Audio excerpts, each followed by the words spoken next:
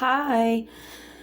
So we're going through complete destruction of all the fake grids. I just broke down in a billion pieces, finding out my biological mother was induced in several categories, and that's when I actually tried to visit her once after visiting a chapel, and I got a vision driving and I started to shiver, and there's divine light in my car, and the divine made me take a left instead of going right to my dad's. That's when I arrived to the house and I knocked at the main gate. They're like, "Who's this?" I'm like, "Can I see Madame Maya?" Because look, if I say I'm the daughter, like, they told me that these people are insane and whatnot. Then they're putting me on hold.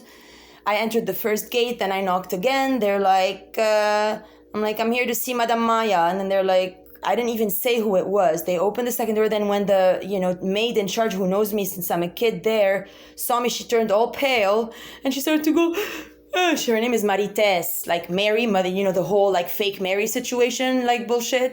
She started to cry. She's like, me like a lot. So I didn't understand at that point. It meant that she likes to go down on my mom. I didn't even have these thoughts. Who would even think these thoughts? Like the last time I left my house, my mom was in an induced, like she was a vegetative state. She never spoke. All she ever did was just like look around, and then she never spoke, never ever spoke. I left my house, like she got in a coma, I was 17.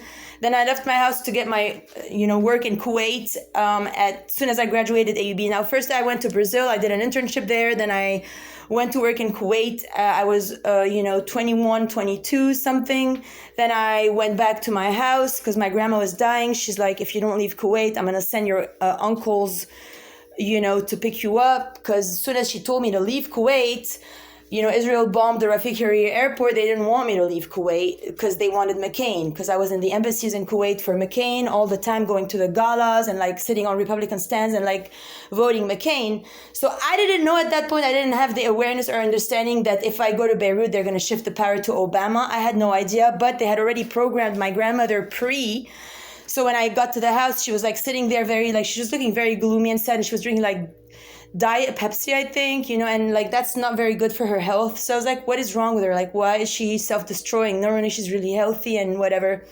I knew something wasn't right, and it wasn't her time to die. So when they told me after she went to the ER at some point that she died, I literally screamed in the middle of the kitchen.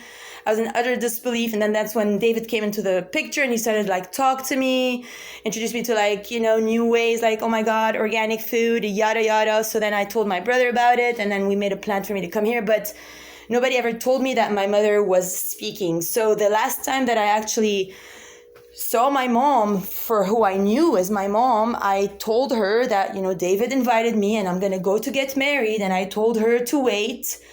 And I told her that we were planning to bring back David to the house, to plant organic gardens and to bring his art to AUB.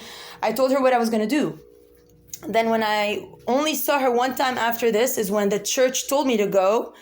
And then they made me wait 20 minutes outside or more, because apparently they induced her in stages. So they induced her to the point where she wasn't able to talk, talk. Like apparently now, Christine and Stephen are like posting messages to try to, apparently she spoke a language that I don't really know of. And they never put her on the phone with me. So I believe that is extremely criminal, to set a mother and a daughter against each other. And, I've been suffering, and I used to cry in Stephen's arms about my mother, and he knew all along that she spoke and never told me. That is capital sin. That is like capital sin. I am not joking. This is actual crime. This is an extremely criminal case. So to the Christy Thompson, Estrada, hi, how are you? With all due respect, I know you watch these things. We have to reconsider this whole ordeal and court case, because at this point I need to research who's behind this, and the country of Lebanon must shut down. This is an extremely dangerous country and an extremely dangerous operation. They've already put a lot of spell works in their cathedrals and churches over there. I know as a fact, because I've been studying the field for a long time. I'm not going to provide any more details because I really need to now do a lot of more work to, find out what this was, because I never knew that my mother could speak. And for any person to not let her be on the phone with me and talk to me in this language, or let me go there. Like in Shasta, they confiscated my luggage. I was supposed to fly there Christmas 2016. They confiscated my luggage. I had seen all the visions at Rafik Hariri Airport, like welcome home with all the balloons and everything, and then I can make the shift in the house. They didn't want me to do that. So that is actual criminal.